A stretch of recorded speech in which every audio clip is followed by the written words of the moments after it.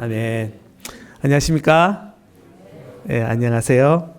예, 저를 아시는 분도 계시고 모르시는 분도 계셔서 먼저 제 소개를 드리면 저는 애리조나주에 호피 원주민이 살고 있습니다. 그래서 호피 원주민이 대략 한 8,000명 정도 되는 호피 원주민이 그 레저베이션에서 살고 있는데, 저도 그 안에 가족들과 함께 살면서 슌고포비 하일라이키라는 그런 교회를 섬기면서 호피 원주민들에게 하나님의 말씀을 전하고 또 하나님의 뜻을 이루기 위해 노력하고 애쓰고 있는 그런 사역자 중에 한 명입니다.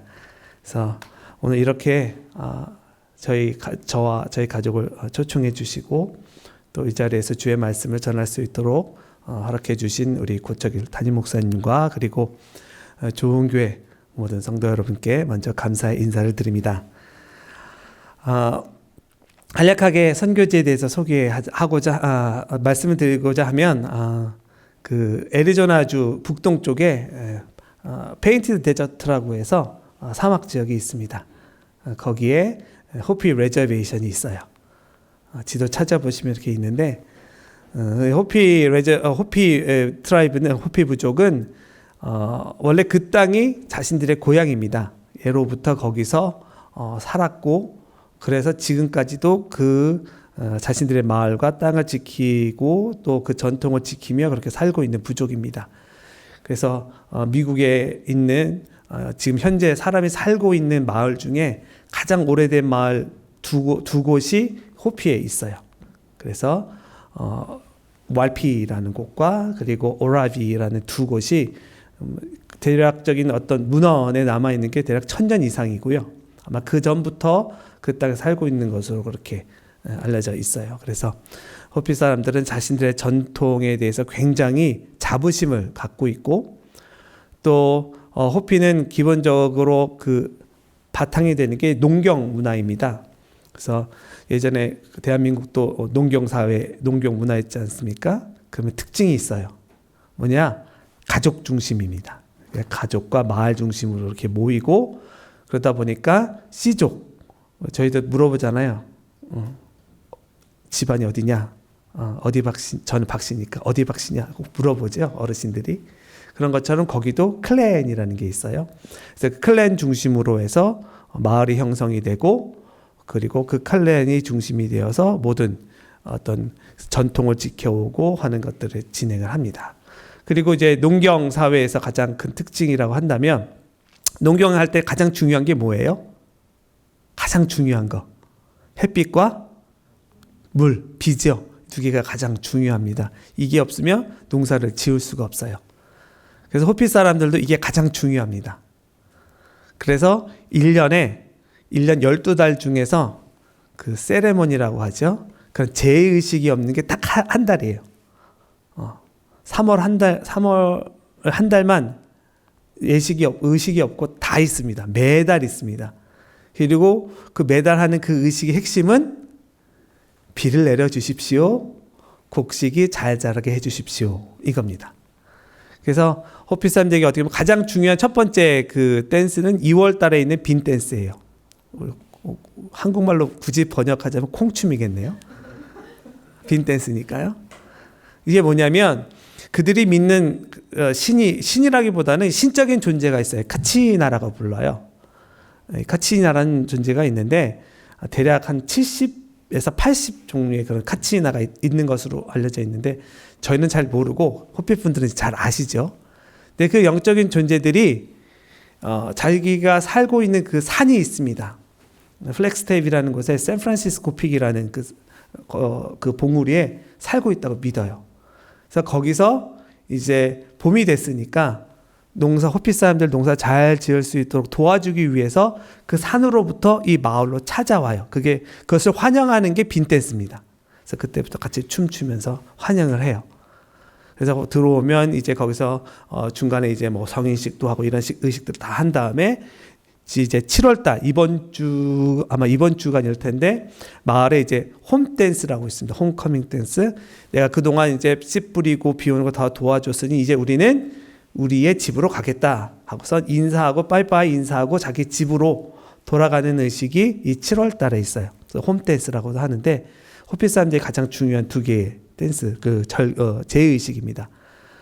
그들의 이 의식들이, 이런 종교 의식들이 있는데, 말씀드렸듯이 이 전통을 지키는 걸 굉장히 중요하게 생각하다 보니까 종교도 그 사람들에게서는 떼어낼 수 없는 그런 존재입니다. 그래서 모든 게 다 종교적이에요. 그러니까 땅을 파는 것도 땅을 파면 될 때가 있고 안 되는 때가 있어요. 특히 12월 달에는 땅을 파도 안 되고 면도를 해서도 안 되고, 그러니까 어떤 자라나는 모든 것들을 이렇게 꺾거나 죽이면 안 되는 게 12월이래요. 그래서 그런 것도 있고, 또 저희 마을에는 한겨울에 또 돌아다니면 안 돼요. 밤에 해가 진 다음에 돌아다니면 안 됩니다. 왜냐하면 해가 진 다음에 악령이 마을을 이렇게 돌아다닌다고 믿어요. 그래서 마을 리더는 키바라고 불리는 생츄어리, 그 예배당에 가서 마을 사람들을 위해서, 마을 사람들의 안녕을 위해서 기도하고, 마을 사람들은 집 안에서 대기를 하는 거예요. 근데 가끔 어떤 분들은 밤에 이렇게 돌아다니면 그런 유령을 봤다, 그런 얘기를 하시는 분도 아직 있습니다. 그래서 그분들에게는 이게 그냥 실제예요. 만약에 거기서 어떤 그 종교적 의식을 하는 메디슨, 카치나라고 불리는 그런 존재들이 있는데, 그 사람이 만약에 그 저주를 하잖아요. 그러면 그 자기든 자기 가족이든 누군가 병에 걸리거나 죽는다고 그렇게 믿어요. 그리고 실제로 자기에게 어떤 안 좋은 일이 생기면 자기가 다투었던 사람이 분명히 자기를 저주해서 이런 일이 생긴 거다. 아니면 어떤 사람이 갑자기 무슨 일을 당하면 그 사람이 뭔가 잘못해서 저주받은 거다 라고 믿습니다. 그냥 그럴 수도 있겠다가 아니에요. 자기 눈병이 났는데 이게 우리가 생각하면 눈병이면 이게 바이러스 때문에 그런 거 다 알잖아요. 그런데 뭔가 내가 잘못해서 그 도깨비 같은 게 내 눈에다가 착 그런 먼지를, 더스트를 뿌리고 도망갔다, 이렇게 이야기를 합니다. 많이 배운 사람이나 안 배운 사람은 마찬가지. 그분들에게 있어서는 가장 핵심이 되는, 그 사람의 모든 삶의 이 핵심이 되는 게 바로 이 카치나 종교예요. 그러다 보니까 이분들에게 복음을 전하는 게 사실 쉽지가 않습니다. 옛날에 대한민국에서 그 문중이 있고 막 그 유교 전통을 지키고 그러면 복음 전하는 게 쉬웠어요? 아니죠. 막 쫓겨나고 막 핍박도 받고, 교회 다닌다고 그러면 막 쫓겨나기도 하고. 사실 호피 분들에게 있어서 신앙은 바로 그러한 결단이 있어야 가질 수 있는 게 바로 신앙입니다. 그래서 어떤 분들은 내가 교회를 다니고 신앙을 예수님을 믿고 하나님 말씀대로 살기로 딱 결단하신 분 중에는 사실상 집안에서 내쳐진 분들이 있어요. 어떤 행사 같은 걸 때 부르지도 않습니다. 그리고 자기 스스로도 그래, 내가 하나님을 믿는데 내가 그런 의식에 가서 귀신들 앞에서 그런 것을 춤추는 그런 일을 할 수 있겠냐 그러면서 안 가시는 분도 있고요. 굉장히 호피 안에서 신앙을 지킨다는 거, 믿음을 지킨다는 건 어려운 일이에요. 저희 교인 중에 한 분도 클랜 리더예요, 그분이. 그런데 그분이 교회 다니는 거 알고 마을 사람들이, 야, 너는 교회 다니니까 너희 클랜 사람 데리고 마을에서 다 나가라, 막 이렇게 말하기도 해요. 그러니까 믿음을 지키는 게 그렇게 쉽지만은 않은 곳이 그 호피 땅인데, 그럼에도 불구하고 그 가운데서 믿음을 지키고 신앙을 지키는 분들이 계셔요. 제가 그곳에 있는 존재 이유이기도 합니다. 사실 이 호피 땅에 복음을 전해진 것은 굉장히 오래됐어요. 벌써 스페인 원정대가 왔으니까 한 400년 전부터 캐톨릭이 들어오고, 그리고 1900년대 초반에는 이제 개신교들이 들어와서 그래서 복음을 전하고, 그래서 교회들 중에서 100년 넘은 교회들이 있어요. 근데 그 교회들에 호피 사람들이 가득 차지 않고 별로 없습니다. 몇몇 교회들만 있고 잘 없어요. 그게 다 이런 어떤 그 호피 전통과 그리고 그들의 종교가 하나님의 말씀을 전하고 또 복음을 전하는데 큰 어떻게 보면 방해라고 할까요? 서로 충돌하는 그런 부분들이 있기 때문에 그런 일들이 있습니다. 하지만 그럼에도 불구하고 하나님께서는 계속 역사하고 계셨고, 특별히 한국 사람들을 통해서 이런 역사들을 계속 해오셨어요. 그래서 그 장두훈 목사님이 이제 그 호피 땅에 들어오셔서 이제 한국인으로서 이제 호피 원주민들에게 사역을 시작하셨고, 그 후로 이제 제가 한 4대쯤 이제 이렇게 그 사역을 이제 감당하고 있습니다. 근데 우리가 이 하나님의 말씀을 전하고 또 그 속에서 하나님의 그 사역을 하는 데 있어서 이 호피 사람들에게 다가가는 방식이 되게 중요해요. 그래서 보시다시피 저는 이제 그 안에 있어도 별로 이렇게 티가 안 나요. 같이 있으면 비슷해서 실제로 어떤 분은 저한테 한국말 어디서 배웠냐고 물어보시는 분도 계셨으니까 비슷해서 그런 면이 그들에게 접근하기 훨씬 좋습니다. 일단 백인 하면 백인들은 거짓말쟁이라고 생각을 해요. 그동안 많은 것을 뺏겼고 또 지금도 뺏으려고 한다고 믿어요. 그래서 백인들하고 협력을 안 합니다. 안 하다 보니까 뭐가 문제냐? 일자리가 없어요.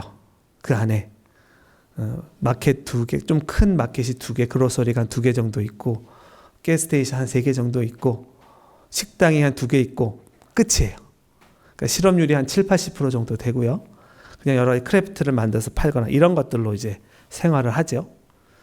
그러니까 그 안에서 무엇인가 하거나 이제 그 무엇인가 이렇게 만들어가는 게 참 쉽지만은 않은, 그리고 그들은 그들의 전통이 있기 때문에 그 전통을 지키려는 것 때문에 사실은 무엇인가 새로운 것을 받아들이는 것에서 굉장히 두려움이 있고 또 무엇인가 도움을 주려고 했을 때 그 도움을 좋은 마음으로 받아들이질 않습니다.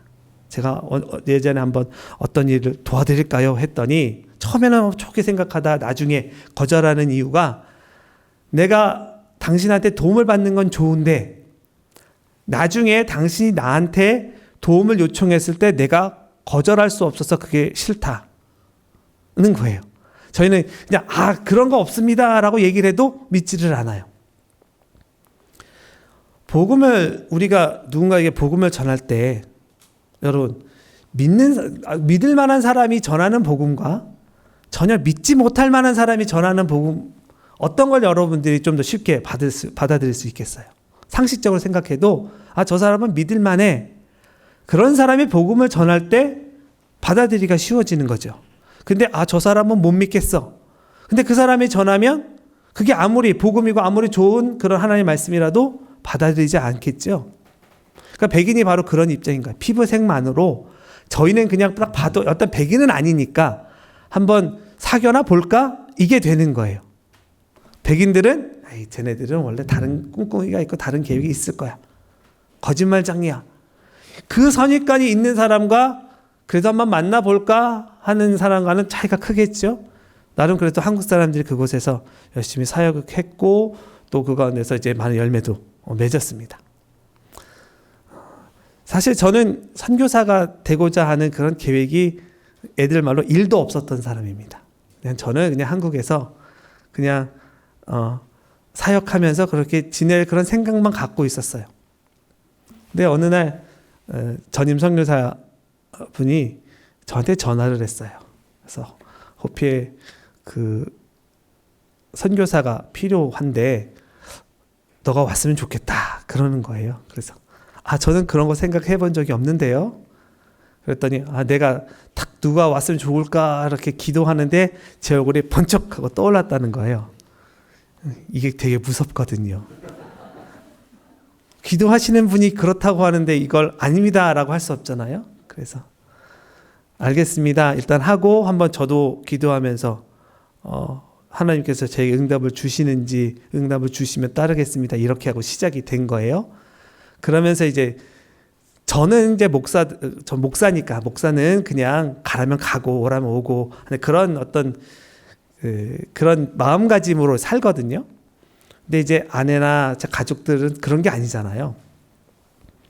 그래서 그때 이제 제가 이야기했던 건 뭐냐면 사실 오랫동안 선교사를 어느 한 나라를 놓고 기도하며 선교사로 나가기 준비했던 분들 중에도 못 나가는 분들 많아요. 그리고 자기가 계획했던 나라가 아니라 다른 나라 가시는 분들도 있습니다.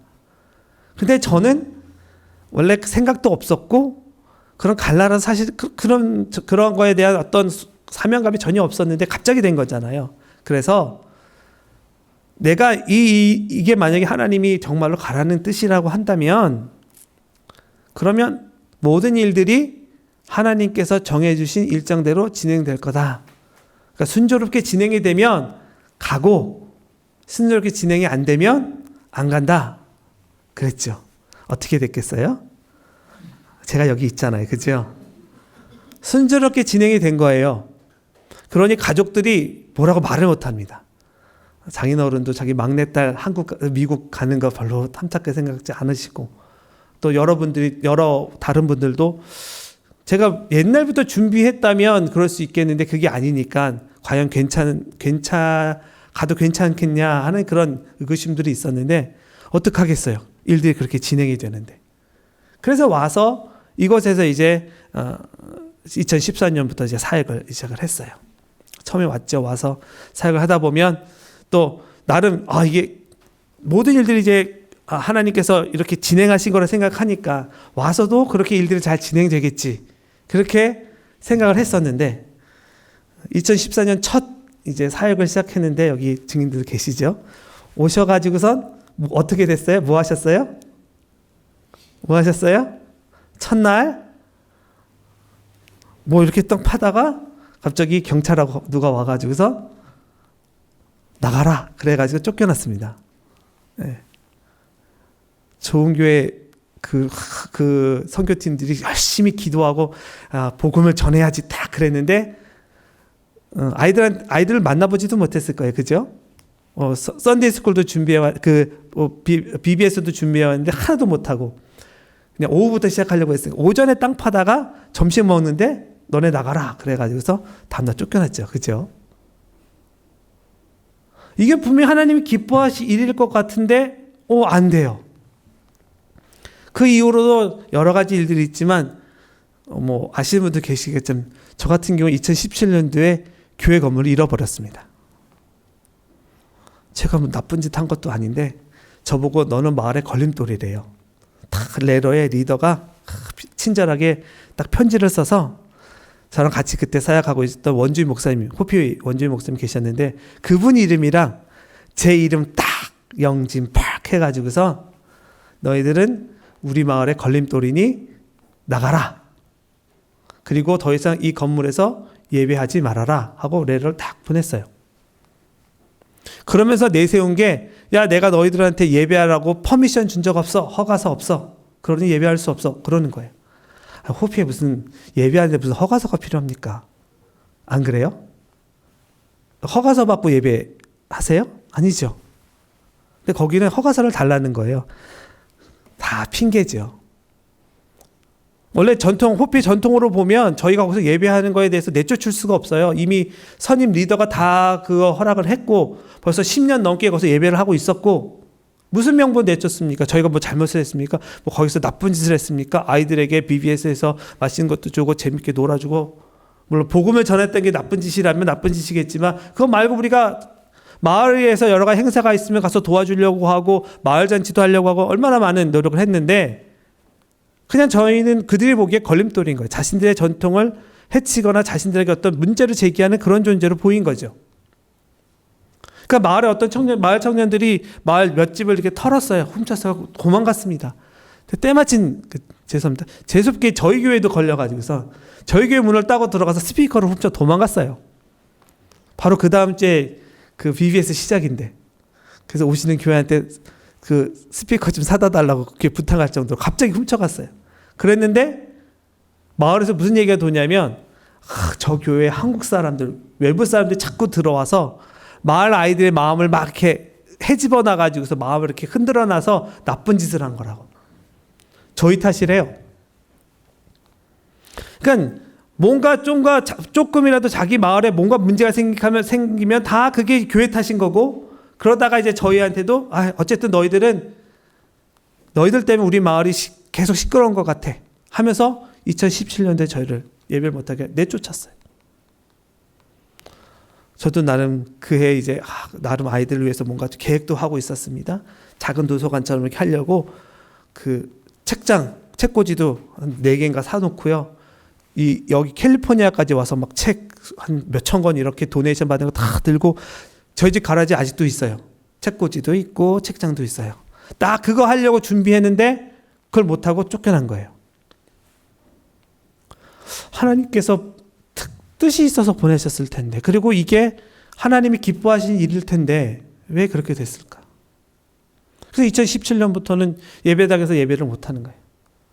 그런데 예배당은 이뤘는데 사람의 교회는 세워지기 시작했어요. 교인들이 먼저 목사님 집에서 예배하면 안 되겠냐고. 제가 하자고 한 게 아니라 교인들이 원하는 거예요. 예배는 목사님 집에서 예배하고, 기도회, 우리 성경 공부는 우리 교인 집에서 하고, 또 이 바느질 모임은 또 다른 교회 집에서 하자고. 그래서 이제 갑자기 예배도 하고, 바느질 모임도 하고, 기도회도 하고. 예전에 제가 몇 번 그런 거 하려고 시도를 했어요. 목요일도 해보고, 금요일도 해보고, 안 와요. 이거 바쁘고, 저거 바쁘고. 그랬는데, 교회 건물을 탁 잃어버리고 나니까 먼저 하자고. 그래서 또 어떤 교인이 또 가서 마을 이렇게 그 커뮤니티 마을 회관이 있거든요. 거기 관계에다가 막 얘기하다가, 야, 우리 여기서 그 바느질 모임 소잉 클래스 해서 이렇게 동네 어르신들 오게 하면 좋지 않겠냐? 이거 시니어 프로그램 괜찮지 않겠어? 제가 시키지도 않았는데 가서 얘기해서 그거 좋지? 그래서 허락이 된 거예요. 그래서 저희가 가서 소잉 클래스 했고 19년도에 왔을 때 기억나시죠? 갔다 오신 분들은 여러분 거기서 점심까지 준비해 가지고서 소잉 클래스 하는 거 점심도 제공하고 제가 하려고 한 게 아니라 교인들이 그렇게 움직이기 시작한 거예요. 그래서 그래 비록 예배당은 이렇지만 하나님의 뜻이 있겠지. 하나님의 계획이 있겠지. 오늘 말씀처럼 하나님의 타임테이블이 있겠지. 생각하고 그렇게 사역에 그 와중에도 그 사역을 계속 진행해 왔어요. 그런데 2020년 탁 됐는데 코로나가 빵 하고 터집니다. 뭐 여기도 굉장히 피해가 많았지만 호피는 말할 것도 없었어요. 여러분들 뭐 가까운 지인들 중에 코로나 때문에 고생하신 분들도 계시긴 하겠지만 호피는 느낌이 다릅니다. 호피는 한 달이 건너면 친척 다 relative예요. 다 씨족이니까 한 분이 돌아가시면 그분 관련된 사람이 수십 명이에요.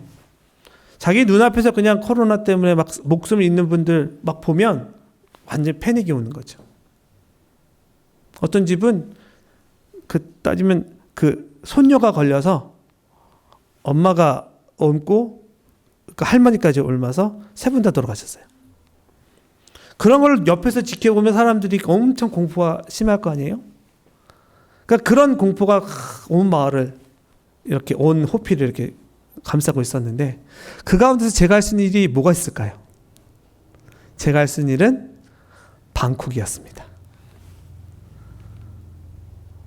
제가 그 당시에 뭐라고 했어요? 요즘도 이제 아직까지 관련해 가지고선 문제들이 좀 되잖아요. 뭐 중국 사람, 뭐 아시안이 이래서 요즘에 뭐 아시안 증오범죄 뭐 이런 얘기들이 있잖아요. 사람들이 이게 아시아부터 왔다고 그렇게 믿잖아요. 많은 분들이 믿었어요. 그러니까 그분들에게서 저희는 한국 사람이지만 똑같은 에이시안이죠. 저희가 지나가기만 해도 바이러스가 퍼질 거라는 그런 두려움을 그들 가졌을 거예요. 그리고 혹시라도 저희가 지나갔는데 누군가 걸렸으면 누구 탓이 되겠어요? 저희 탓이 되겠죠. 사실 그런 걱정도 있었어요. 그래서 아무것도 못하는 거예요. 다른 집 방문도 못하게 막아요. 마을도 못 들어오게 합니다. 그 호피 전체 다 그렇게 했어요. 마을 사람들만 들락날락하게 하고 아무도 못 들어요. 다른 호피 사람들도 다른 마을에 못 들어가게 다 막았어요. 아무것도 할 수 있는 게 없는 거예요. 굉장히 무기력해지고 교회도 없는 상황에서 교인들도 못 만나는 상황. 뭘 해야 될까? 그러면서도 금방 끝나겠지. 금방 끝나겠지. 아시다시피 3년이나 걸리더라고요. 다시 예배 시작한 지 3년 걸렸어요. 사실 그 사이에 굉장히 고립되어 있는 사람들에게는 그 시간들이 저는 그런 걸 좀 잘 참는 사람이라 그나마 좀 괜찮은데 굉장히 힘든 시간입니다. 특히 무엇인가 제가 한국에서 어떻게 보면 한국에서 이 호피 땅까지 왔던 이유가 뭐예요? 복음을 전하려고 왔는데 와가지고서 한 개 교회 잃어버리고 코로나 때문에 아무도 못하고 있고. 그런데 그 가운데서 그럼에도 불구하고 제가 그곳에서 계속 하나님의 뜻이 있구나, 하나님이 나를 여전히 사용하고 계시는구나 라고 그렇게 확신할 수 있었던 것은 하나님께서 먹여주시고 입혀주시다라는 거죠. 교회 잃어버린 것도 어쩌면 제 큰 실수잖아요. 그리고 코로나 때 아무것도 못하고 있고, 그런데 저를 후원해 주신 많은 교회들이 오히려 저를 걱정해 주세요. 그리고 선교지는 그럴 수 있어, 이해해 주시는 거예요.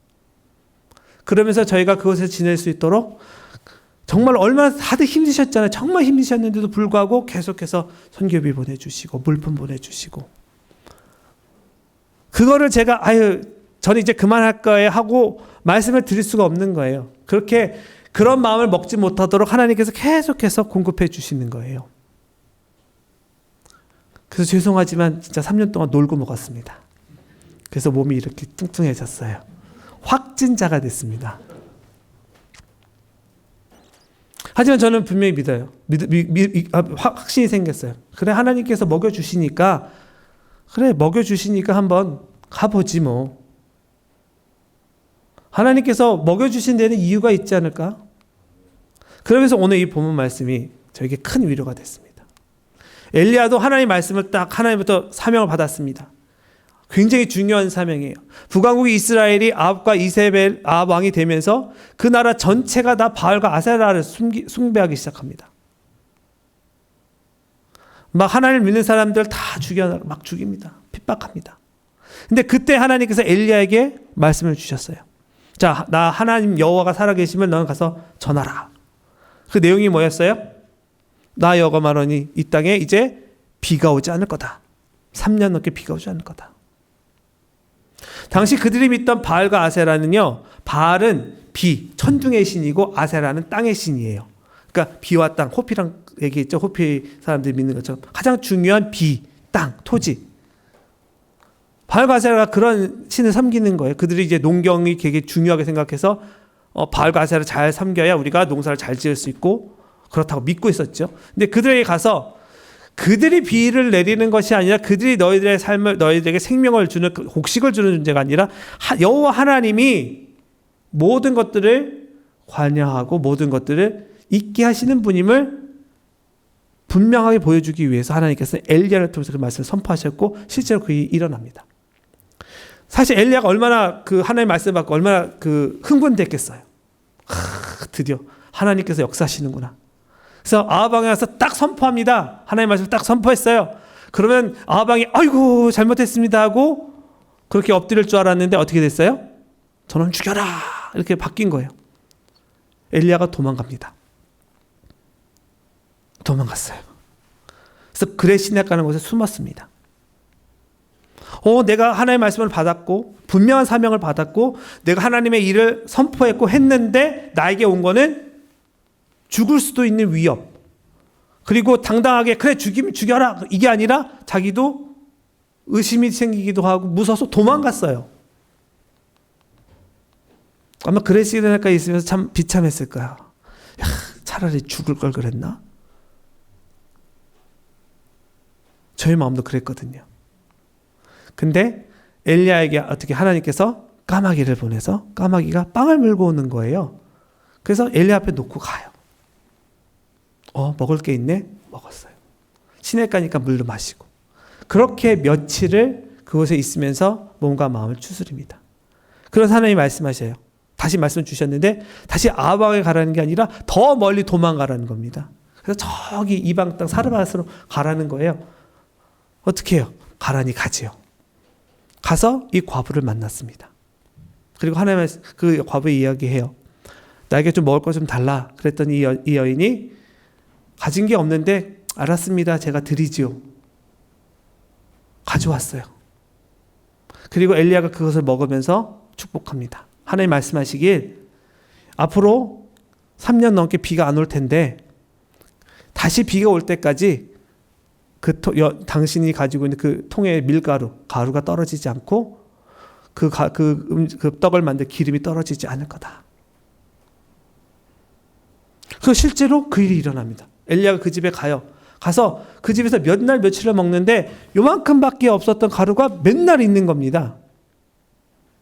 그러니까 한꺼번에 독을 열면 이만큼 쌓여 있으면 오 한참 먹겠구나 그랬을 텐데 그게 아니라 다 퍼서 쓰고 빈 거잖아요. 다음날 보면 또 그만큼이 있는 거예요. 그러니까 매일같이 다 썼는데 또 있고 다 썼는데 또 있고 이걸 매일같이 경험한 겁니다. 그러니 이게 진짜 하나님의 사람인가? 대단하구나. 살짝 그런 믿음이라는 게 막 생기려고 했어요. 그런데 또 일이 생겼죠. 그 말씀을 보니까 그 과부의 아들이 죽어버렸어요. 갑자기. 그러니까 이 과부 입장에서는 내가 사람을 잘못 들여서 내 아들이 죽었나? 당신이 대단한 사람인 것 같긴 한데 당신이 너무 대단한 사람이고 당신이 어떤 그런 신령한 사람이기 때문에 우리의 숨겨진 죄가 밝혀져서 내 아들이 죽은 것처럼 느껴지는데 차라리 당신이 안 왔으면 더 좋을 뻔했다고 그렇게 하소연을 합니다. 엘리야 마음이 무너지죠. 그래서 엘리야가 그 아이를 데리고 자기 다락방으로 옮겨서 하나님께 기도합니다. 하나님, 이 아이를 살려주셔야 되지 않겠습니까? 그랬더니 오늘 말씀처럼 이 아이가 살아났어요. 다시 소생했습니다. 그랬더니 오늘 이 여인이 고백합니다. 굉장히 중요한 고백인데 이 여인이 엘리야에게 이르되 내가 이제야 당신은 하나님의 사람이시요 당신의 입에 있는 여호와의 말씀이 진실한 줄 아노라. 진짜 믿게 된 거예요. 물질의 어떤 우리가 복이라고 표현하기 그렇지만 어떤 물질의 풍요로움을 받을 때 이게 정말 하나님이 주신 복인가 생각했는데 아니죠. 그것만이 아니에요. 진짜 복은 영적인 것. 진짜 그게 하나님의 것인 것을 깨닫는 게 진짜 복이잖아요. 이 여인은 처음에 물질을 드렸고 물질로 인해서 자기가 잘 되는 그런 어떤 풍요함의 그런 은혜, 우리가 복이라고 표현하는 그 복을 누렸어요. 근데 거기엔 진짜 믿음이 안 생겼죠. 근데 위기가 오고 어려움 속에서 그리고 그 가운데 역사하신 하나님의 모습을 보면서 이 여인이 진실한 신앙인이 됩니다. 저도 하나님께서 그렇게 만들어 가시는 과정이라 저는 생각합니다. 그리고 그 과정은 제가 생각하고 제가 예상했던 것과 분명히 다르다는 것을 저는 압니다. 저에게도 타임테이블, 저도 그런 계획이 있습니다. 나름 제가 좀 계획이 없기는 합니다. 왜냐하면 제가 지금까지 살아오면서 제가 계획한 대로 된 게 단 하나도 없어요. 제가 능력이 없어서 이런 게 아니라 내가 이런 거 하려고 막 준비를 하면 하나님이 탁 하고 틀어요. 그러면 감사하게 저는 순종하는 그런 믿음이 있어서 그래? 그럼 이게 아닌가 보네 하고 글로 갑니다. 제가 살면서 계속 그래 왔어요. 그래서 이걸 신학적 용어로 고백적 고백이라고 하는데 지나고 나서 돌아보면 그때 턴하길 잘했구나. 하나님 그쪽 아니 이쪽이야. 그럼 알겠습니다 하고 틀었더니 지나고 나서 봤더니 그때 큰일 날 뻔했네. 하나님이 알고서 나를 이렇게 이 방향 가게끔 했네. 하나님은 이런 계획이 있었구나 라는 것을 나중에 지나가서 깨닫는 거예요. 저는 제가 목사가 되고부터 여기 지금 이 호피에서 사역하는 그 모든 기간 동안 저는 하나님께서 그렇게 인도해 주신 줄로 믿습니다. 저의 생각도 있고 저의 타임테이블도 있어요. 그런데 그보다 더 중요한 것은 하나님의 타임테이블이 무엇인지 그것을 아는 것, 그리고 하나님께서 어떠한 하나님의 일정을 주셨을 때 거기에 순종하는 것, 그것이 진짜 하나님이 원하시는 일이라는 것을 저는 이곳에서 있으면서 깨닫게 되었습니다. 엘리야도 마찬가지예요. 엘리야도 당장 뭔가 하나님의 일을 하나님의 역사가 막 나타났으면 좋겠는데 무려 3년 반 넘는 기간 동안 그냥 아무 일도, 사실 뭔 일을 했겠습니까? 그냥 숨어 있는데 아무 일도 안 하고 그냥 과부가 해주는 좋네요. 그냥 놀고 먹었어요. 해주는 밥 먹으면서. 하지만 그냥 놀고 먹진 않았겠죠. 늘 하나님께 기도했을 거예요. 하나님, 다음 스텝은 뭡니까? 다음 하나님 계획은 뭡니까? 매일매일 같이 기다리는, 그리고 기다리다 보면 자연히 겸손하게 돼요. 그러면서 하나님의 뜻을 구하였고 결국 나중에 하나님께서 엘리야에게 다시금 말씀을 주시고 우리가 아는 그 엘리야, 엄청난 일을 한 엘리야.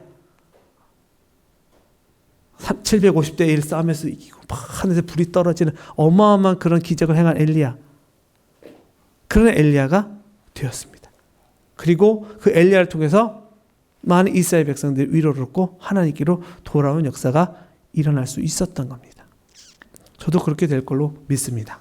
그리고 그 역사는 저뿐만 아니라 좋은 교회를 통해서 그리고 여러분 이곳에 계신 여러 성도분을 통해서 똑같이 이루어질 줄로 믿습니다. 내 계획대로 되지 않는다고 해서 실망하지 마십시오. 더 좋은 하나님의 계획이 있습니다. 내 일정대로 일이 진행되지 않는다고 해서 실망할 필요 없습니다. 하나님은 하나님의 일정이 있어요. 하나님의 타임테이블이 있습니다. 그것에서 자꾸 벗어나려고 하니까 힘든 거예요. 하나님께서 정해준 게 있으면 그냥 따라가면 돼요. 그게 믿음이잖아요. 그렇죠? 다른 게 믿음입니까? 그렇지. 하나님께서 이렇게 하라고 하면 되지. 그게 내일이 될 수도 있지만 한 달이 될 수도 있고 그게 10년이 될 수도 있는 거지만 그때까지 참고 기다리면 언젠가 하나님 뜻이 이루어지지 않을까요? 이루어지겠죠. 그러니 저를 부르시지 않았겠습니까? 여러분을 부르시지 않았겠습니까? 왜 여러분이 이 좋은 교회에 여러분이 왜 계시겠어요? 이곳에서 여러분이 할 일이 있기 때문에 계시는 거예요. 저도 제 아내한테 저도 그런 생각을 갖고 있고 제 아내도 그런 얘기했지만 내가 호피에서 해야 될 사역이 다 되면 내가 할 수 있는 호피에서 할 수 있는 일이 다 끝나면 하나님께서 가라고 하실 거다라고 저는 생각을 합니다. 그게 언제가 될지는 모르겠어요. 그게 앞으로 10년이 될지 아니면 거기서 평생 더 살다가 죽어라 하면 그럴 수도 있겠지만 그거는 하나님의 종인 제가 결정할 문제가 아니지 않습니까? 하나님이 하라면 하는 거고 살려면 사는 거고 가라면 가는 거고 죽으라면 죽은 거고 그게 맡겨진 저희들에게 주어진 운명이고 또 그것에 순종하는 것이 저에게 주신 어떻게 보면 축복 아니겠습니까? 저도 여러분의 삶의 과정 가운데 하나님의 일정들이 계속해서 진행되고 있다고 저는 믿습니다. 그때가 언제인지는 알지 못합니다. 하나님만 아시죠. 하지만 분명한 것은 그때까지 하나님께서 여러분을 굶기시지 않을 거예요. 하나님의 일을 여러분이 하시기로 결심을 했고 하나님 그런 마음을 주셨으면 그 하나님의 뜻이 이루어질 때까지 하나님이 절대로 여러분을 놓지 않으십니다. 끝까지 붙드십니다. 네. 제발 좀 그만했으면 가끔 제가 하나님한테 딜을 할 때가 있어요. 굉장히 좀 제 삶의 포인트가 되는 시점에 제가 좀 죄송합니다. 딜을 많이 했어요. 거래를 했어요. 이걸 해주셔야 제가 이걸 할 수 있습니다. 솔직히 그랬어요. 이게 안 되면 그 다음 스텝이 진행이 안 되는데 내가 지금 있는 환경 속에서 이거 불가능합니다. 제가 뭐가 있는데 그게 아니라 없기 때문에 하나 예를 들면 제가 그 대학교를 졸업하고 대학원을 진학할 때 저는 대학교를 졸업하고 끝! 난 목사 안 해! 그랬었습니다. 근데 하도 주변에서 시험만 봐라. 대학원 시험만 봐라. 그래서 그럴까? 하고 봤어요. 일주일 공부하고. 조건부로 붙었어요. 근데 합격하면 뭐가 필요해요? 돈이 필요합니다. 입학금을 내야 되잖아요. 하나도 없었어요. 그때 저는 사역하던 교회도 다 내려놓고 진짜 놀고 있었습니다. 그래서 하나님께 딜을 했죠. 딜 아닌 딜이죠. 제가 왜 그랬는지 모르겠지만 아무 소리 안 했으면 괜찮았을 텐데 등록금 주시면 갈게요 그랬어요. 제 실수죠. 왜냐면 하나님은 다 아시거든요. 제가 그렇게 딜할 거 아셨던 것 같아요. 그래? 알았어. 줄게. 진짜 딱 3일 만에 등록금 해결이 됐어요. 속으로 이거 아닌 것 같은데. 왜냐면 그때까지 저는 목사가 되고자 하는 소명감이 없었거든요. 그냥 가볼까 하는 생각이지만 내가 할까는 아니었거든요. 근데 이거 대학원 가면 해야 되는 것 같은데 하나님 이거 아니지 않습니까? 저 같은 사람이 무슨 목사입니까? 저는 목사할 준비가 하나도 안 돼 있는데요. 근데 어떻게 해요? 제가 딜을 했고 하나님은 콜했고 그리고 필요해? 알았어. 주시고 먹여주시고 저는 그런 경험들이 되게 많습니다. 그래서 진짜 필요할 때는 가끔 딜을 해요. 왜냐면 제가 급하니까. 저도 계획이 있으니까. 이거 안 해주시면 저 갈래요, 이제. 그러면 해주시거든요. 언제가 될지 모르겠지만 분명히 해주시고 분명히 그 길로 인도해 주시더라고요. 그래서 저도 지금껏 이제 10년 됐습니다. 어느덧. 금방 가더라고요. 저희 아이들 처음에 봤던 분들은 기가 막히죠. 요만했던 완전히 꼬마가 이만해졌어요. 하나님의 저뿐만 아니라 제 아내도 그렇고 제 아이들을 위한 하나님의 테이블이 있으면 저는 믿습니다. 네. 때로는 무슨 생각도 하냐면 하나님이 저희 두 아들을 쓰려고 하는데 어리니까 그래 너희들 보호자니까 그래 니들 와서 보호자 역할 좀 해라.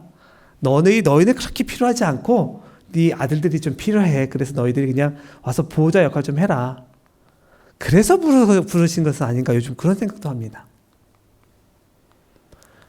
각자 여러분에게 하나님께서는 다 딱 맞는 타임테이블을 다 주셨으면 여러분 기억하십시오. 그건 여러분만 하실 수 있는 일이에요. 여러분의 삶의 자리에서, 여러분의 일터에서, 여러분의 가정에서 여러분만이 하실 수 있는 일을 하나님은 계획하고 계시고 그 일을 지금 하고 계심을 믿습니다. 그리고 좋은 교회가 여기서 꼭 해야 할 일이 있어서 이곳에 존재하며 여러분을 통해서 사역이 계속해서 진행되는 걸로 저는 분명히 믿습니다. 그게 하나님의 뜻이라 저는 믿습니다. 호피에만 저 멀리 떨어져 있을 거기에서만 하나님 역사하신다고 생각하시면 안 돼. 거기만 선교지가 아니죠. 오히려 여기가 더 선교지입니다. 저는 이게 선교하러 오시는 분들의 삶을 보면서 야 어떻게 저런 분이 여기까지 선교로 오실 수 있을까?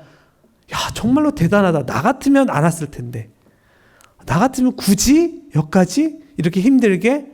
근데 저분들은 왜 오셨을까? 감사한 마음이 가득합니다. 하나님은 여러분을 통해 분명한 계획이 있습니다.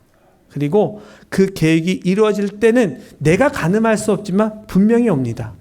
내가 아니면 내 자녀를 통해서, 그 자녀를 통해서 하나님이 원하시는, 하나님이 계획하셨던 일은 반드시 이루어집니다.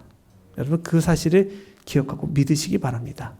그리고 그때까지 하나님은 저와 여러분을 먹이시고 입히실 겁니다. 너희는 먼저 그의 나라와 그의 일을 구하라. 그리하면 이 모든 것이 너에게 있을 줄로 주시리라. 그 믿음 가운데서 여러분 승리하시길 주의 이름으로 축원드립니다. 기도하시겠습니다.